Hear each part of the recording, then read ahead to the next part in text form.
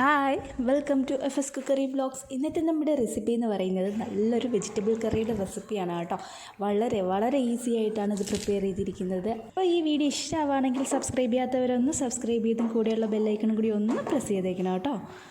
ഞാൻ ഈ കറി കുക്കറിലാണ് കേട്ടോ ചെയ്തെടുക്കുന്നത്. അപ്പോൾ ആദ്യം തന്നെ കുക്കർ എടുത്ത് വെക്കുന്നുണ്ട്. ഇതിലേക്ക് ഞാൻ 1 ടേബിൾ സ്പൂൺ വെളിച്ചെണ്ണ ഒഴിക്കുന്നുണ്ട്. അതിലേക്ക് 1 ടീസ്പൂൺ കടുക് ചേർത്ത് കൊടുക്കുന്നുണ്ട്.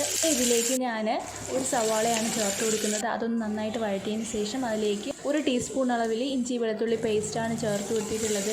ഇത് നന്നായിട്ടൊന്ന് ഇളക്കിയതിന് ശേഷം ഇതിലേക്ക് 1 ക്യാരറ്റും 1 ഉരുളക്കിഴങ്ങും പൊടിയായിട്ട് അരിഞ്ഞത് ചേർത്ത് കൊടുക്കുന്നുണ്ട്. ഇതിലേക്ക് ആവശ്യത്തിനുള്ള ഉപ്പും കൂടി ചേർത്ത് കൊടുത്തിട്ട് വേണം ഇളക്കിയെടുക്കാനായിട്ട്. എല്ലാം ഇളക്കിയെടുത്താൽ നമുക്കിതിനകത്തോട്ട് ഇനി 2 തക്കാളിയാണ് ചേർത്ത് കൊടുക്കേണ്ടത് കേട്ടോ. വലുതാണെന്നുണ്ടെങ്കിൽ 1 തക്കാളി ചേർത്ത് കൊടുത്താൽ മതിയേ. ഇനി ഇതിലേക്ക് 1/2 ടീസ്പൂൺ മഞ്ഞൾപ്പൊടി, 1 ടീസ്പൂൺ ഗരം മസാല, 1 ടീസ്പൂൺ തന്നെ മുളക് പൊടി, ഇത്രയാണ് ചേർത്ത് കൊടുത്തിട്ടുള്ളത്. അതിൻ്റെ പച്ച സ്മെല്ല് മാറുന്നത് വരെ ഒന്ന് ഇളക്കിയെടുത്തതിന് ശേഷം കിഴങ്ങും ക്യാരറ്റൊക്കെ വേകാനായിട്ട് ആവശ്യത്തിനുള്ള വെള്ളവും കൂടി ഒഴിച്ചു കൊടുക്കുക. എന്നിട്ട് കുക്കർ മൂടി വെച്ച് 2 വിസിൽ ഇട്ട് കൊടുക്കുക.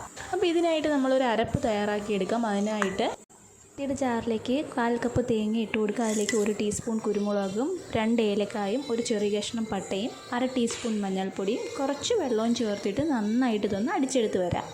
അപ്പോൾ നന്നായിട്ട് അടിച്ചെടുത്തിട്ടുണ്ട്.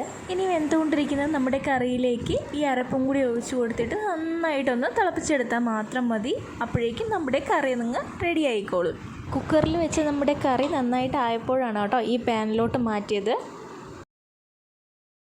ഈ ഒരു സ്റ്റേജിൽ ഇതിന് ഉപ്പും എരിവും എല്ലാം പാകത്തിനുണ്ടോയെന്ന് ചെക്ക് ചെയ്യുക. ഇല്ലയെന്നുണ്ടെങ്കിൽ അതും കൂടി ഒന്ന് ചേർത്ത് കൊടുക്കുക. നന്നായിട്ടൊന്ന് തിളപ്പിച്ചെടുത്തിട്ട് ലാസ്റ്റ് മാത്രം കുറച്ച് കൊറിയാണ്ടർ ലീവ്സ് മല്ലിയിലയും കൂടി ചേർത്ത് കൊടുക്കുക കേട്ടോ.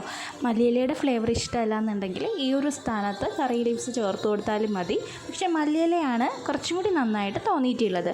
അപ്പോൾ ചപ്പാത്തിക്കും അപ്പത്തിനും ഇടിയപ്പത്തിനും ഒക്കെ പോകുന്ന നല്ലൊരു കറിയാണ്. എല്ലാവരും ഒന്ന് ട്രൈ ഔട്ട് ചെയ്യുക. നിങ്ങളുടെ ഫീഡ്ബാക്ക് എന്നെ അറിയിക്കുക. എല്ലാവർക്കും താങ്ക്സ് ഫോർ വാച്ചിങ്.